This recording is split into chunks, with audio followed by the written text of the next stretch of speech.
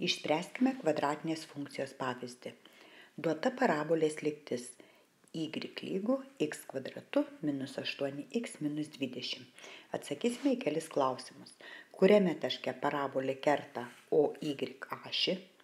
Ar parabolė su OX ašimis turi bendrų taškų? Jei turi, tai apskaičiuokime tų taškų koordinates. Trečias. Apskaičiuokime parabolės viršūnės taško koordinates. Ir ketvirtas klausimas, į viršų ar į apačią nukreiptos parabolės šakos. Pradėkime nuo pirmojo klausimo. Kuriame taške parabolė kerta OY ašį? Žinome, kad OY ašį kerta taške, kai x lygus 0. Įsistatykite į lygtį vietoj x 0.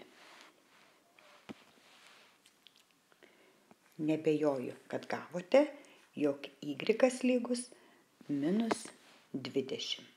Antrasis klausimas. Ar parabolė kerta OX ašį? Norint atsakyti iš tą klausimą, mes y turime prilyginti 0. Tai yra parabolė kerta OX ašį, kai y lygus 0.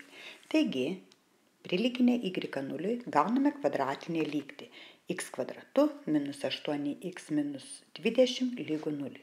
Išspręskite šitą lygtį. Manau, diskriminantą gavote 144, o x minus 2 ir 10. Taigi, šios užduoties atsakymas, pirmoji dalis, o y ašį kerta taške 0 minus 20, galime daryti išvadą, kad grafikas kerta y ašį taške 0 ir antroji koordinatė yra lygi skaičiui be x, laisvajam nariui. O x ašį kerta taškuose minus 2 ir 0 bei 10 ir 0. Trečiasis klausimas.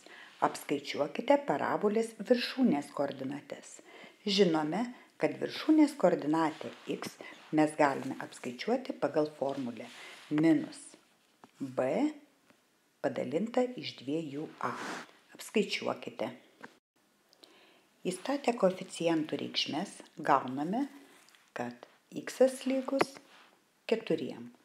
Norėdami rasti koordinatę y, į užduotį vietoj x įstatykime 4.